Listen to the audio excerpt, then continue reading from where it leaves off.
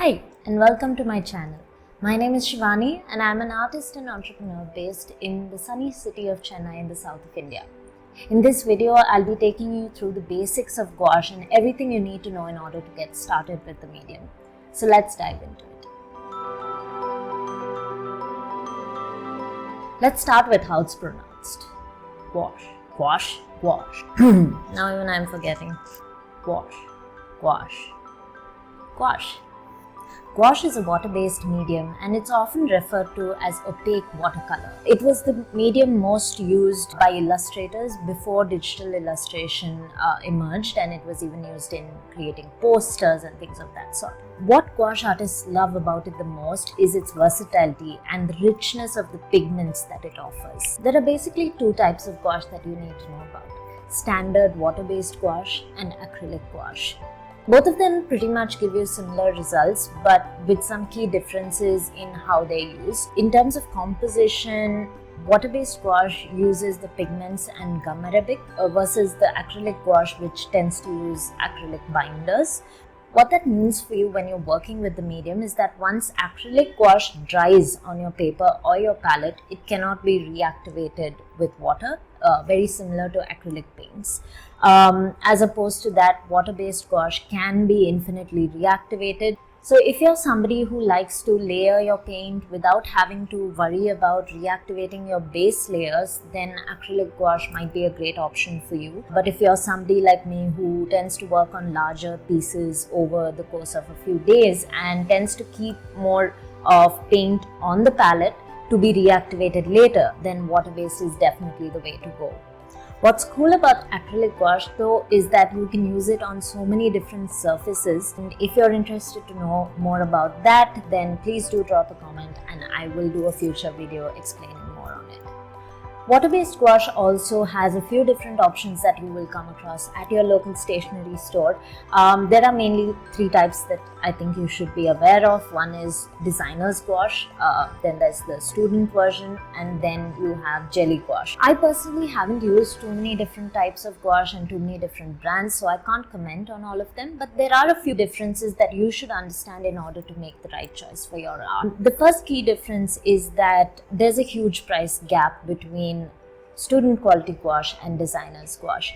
Now that price gap basically boils down to the quality of pigments used and the ratio of pigment used. So when you're working with designer gouache, you will find that you get really smooth applications and you will not find it to be very streaky. On the other hand, when you're working with student gouache, you might feel that the paint is a bit streaky in parts. So because of that, you may need more number of layers to get your desired opacity. After having seen many reviews and also my own personal experience, I chose to stick with the Winsor & Newton designer's gouache. It is known to be the best gouache out there.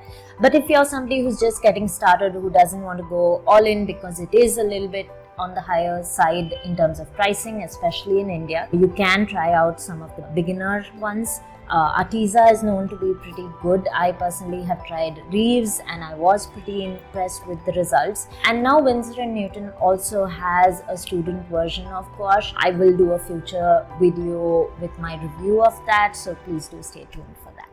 So now let's get to the good part. Let's talk about materials and tools. I love gouache because it is a very forgiving medium when it comes to all the other materials and tools that you need, especially as a beginner. You do not need to worry about too much else other than the paints themselves, because you may struggle when you're using designer's gouache, like I mentioned before.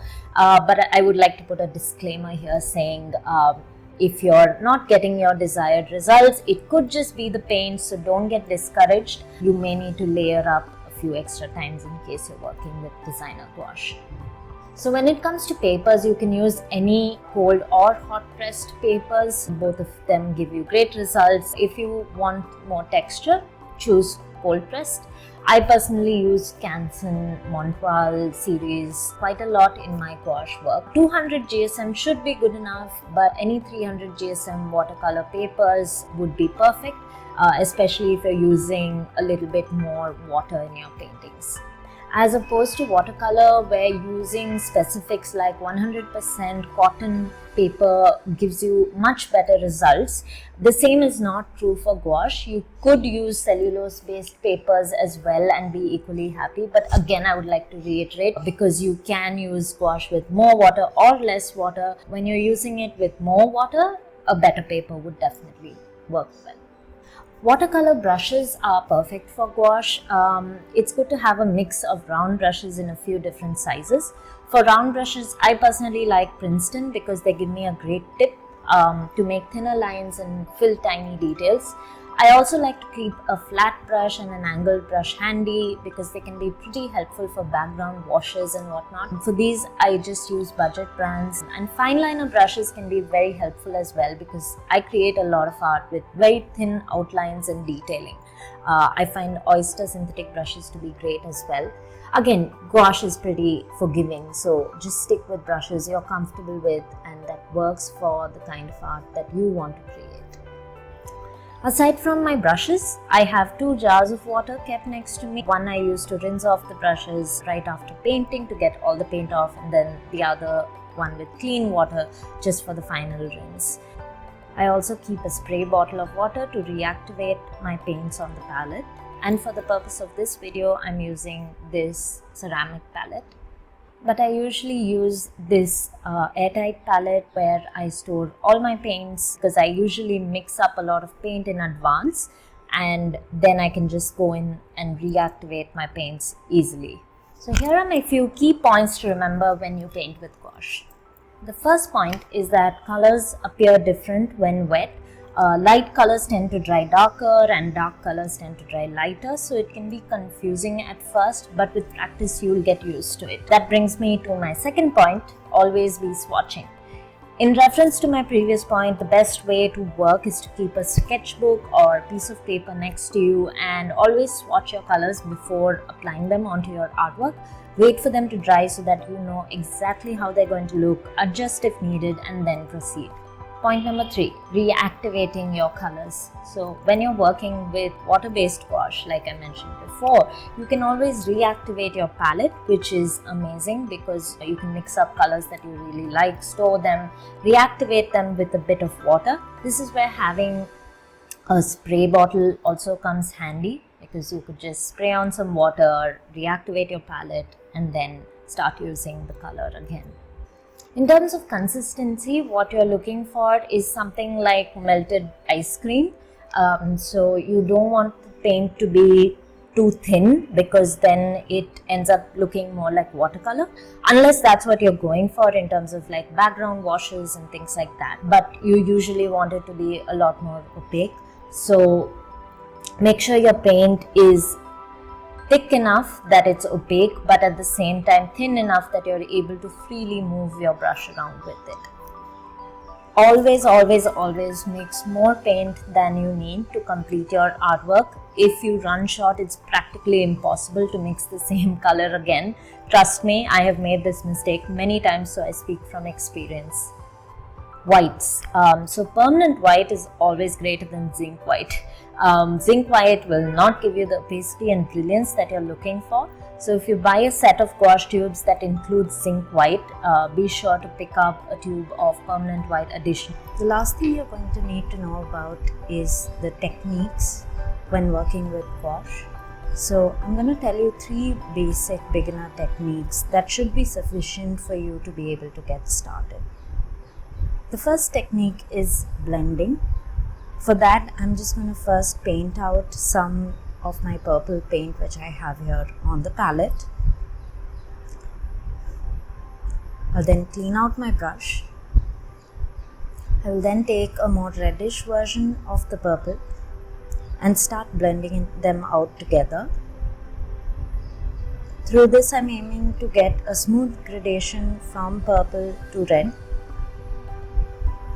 It's important to keep cleaning your brush so that when you're painting the 2 ends, you get a clean color.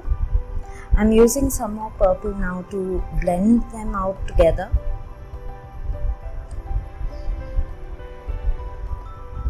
And I'll go in and put some more red on the end. And we end up with a smooth gradation. For the next two techniques, they're going to be layered on a dry base of paint. So I'm going to first paint out two purple swatches, allow them to dry, and then I can show you the techniques over them. When you're painting your swatches, keep in mind the consistency that we discussed before. You want it to be kind of like melted ice cream, not too thin, not too thick. The second technique I'm now going to show you is dry brushing. For this, I want to make sure that the paint that I'm getting onto my brush is relatively pretty dry. So in this case, you do not need to follow the consistency rule I mentioned earlier. You want it to be fairly dry. I'm testing it out on a piece of paper first to just swatch the paint, make sure I've got the consistency right and also got the color right. I'm finding it a little bit dark, so I'm going to go in and add some more white to it, test that out once again, and once I'm happy with it, I can go in and apply it on my purple swatch. So as you can see here, we're softly brushing over the base layer of paint to achieve a textural layer. You can see in this geometric abstract painting, I've used this technique to bring in a lot of texture to my shapes. The third and final technique that we're going to be talking about today is layering. Layering is a simple enough technique. You want to make sure that you've got your consistency right, similar to the base layer, and you're able to give a nice opaque coat over the base layer. While layering, you want to make sure that your paint is not too watery or runny and you are not overworking it, because in both of these cases what you will notice is that you are starting to reactivate the base layer and that does not give you the desired outcome. The final thing I'd like to talk to you about is the colors that you need. To start off, trust me, all you need is the primary color set, especially if you're investing in Winsor & Newton.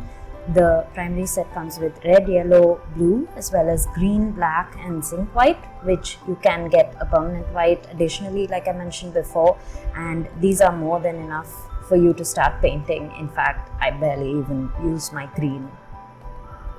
So before I end this video, I would love to give a shout out to Hindustan Trading Company, which is Chennai's and India's most amazing destination for all your stationery and art supplies. They sponsored some of the materials I used in this video, so thank you so much guys. I'll be leaving the link to their online store in the description below, so please do check it out, and I will also be leaving links to some of the materials I used in case you're interested in purchasing any of them. So that's it. Those are all the things you need to know in order to get started working with gouache. Most importantly, remember to have fun with the medium. I cannot even tell you how much I love working with it. It's been such an exciting journey with this medium for me in the past 2 years. And if you have any questions about working with gouache, or if you have any tips or suggestions for me, please do leave them in the comments. This is my first YouTube video, so your support would really help me grow the channel, and I'll be putting out a lot more content in the months to come. So please do like, share, subscribe